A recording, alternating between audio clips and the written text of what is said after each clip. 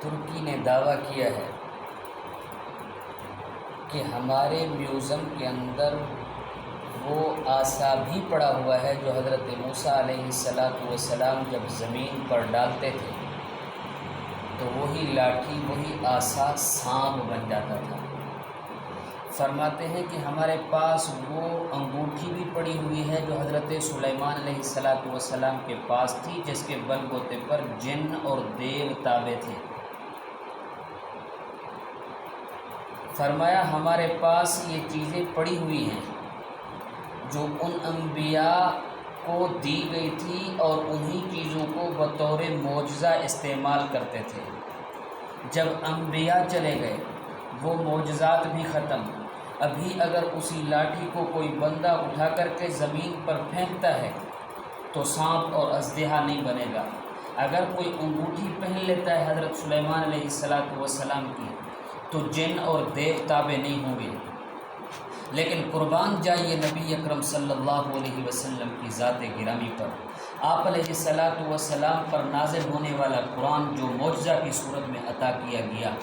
اللہ کے نبی تو یہاں سے چلے گئے، لیکن قرآن مجید جیسے معجزہ تھا ابھی ہے اور قیامت کی صبح تک اسی انداز میں معجزہ رہے گا۔ جیسے قرآن مجید کتاب ہدایت تھی ابھی بھی ہے اور قیامت کی صبح تک رہے گی، قرآن مجید جیسے کتاب انقلاب تھی ابھی بھی ہے اور اسی انداز میں قیامت کی صبح تک رہے گی۔ جیسے نبی کے زمانے میں کوئی محبت میں کوئی وجد میں آ کر کے قرآن مجید کی تلاوت کرتا تھا، سینکڑوں لوگ کھڑے ہو کر کے اسی وقت مشرف باسلام ہو جاتے تھے۔ لیکن اس زمانے کے اندر بھی اگر صدق نیت کے ساتھ اسی ہی اخلاص کے ساتھ کوئی قرآن مجید کی تلاوت کرتا ہے، چہ جائے کہ سامنے کھڑا ہوا بندہ کیسا ہی کیوں نہ ہو، اگر تھوڑی بہت طلب ہے تو یقیناً قرآن مجید اور اس پر اثر کر کے دکھاتا ہے۔ کیا آپ حضرات نے نہیں سنا؟ امیر شریعت سید عطا اللہ شاہ بخاری رحمۃ اللہ علیہ کے سامنے ایک دہریہ آتے ہیں، کھڑے ہو جاتے ہیں۔ دہریہ اس کو کہتے ہیں جو اللہ کے وجود کو بھی نہ مانے، وہ کہتا ہے یہ نظام ایسے ہی چل رہا ہے، اس کو چلانے والا کوئی نہیں ہے۔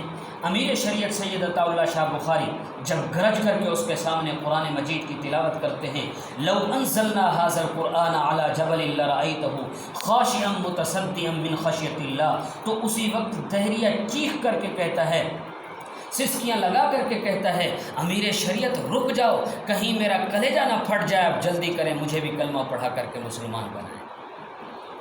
تو یہ ہے قرآن مجید، کتاب انقلاب بھی ہے، کتاب ہدایت بھی ہے، جیسے تھی ابھی بھی ہے اور قیامت کی صبح تک رہے گی۔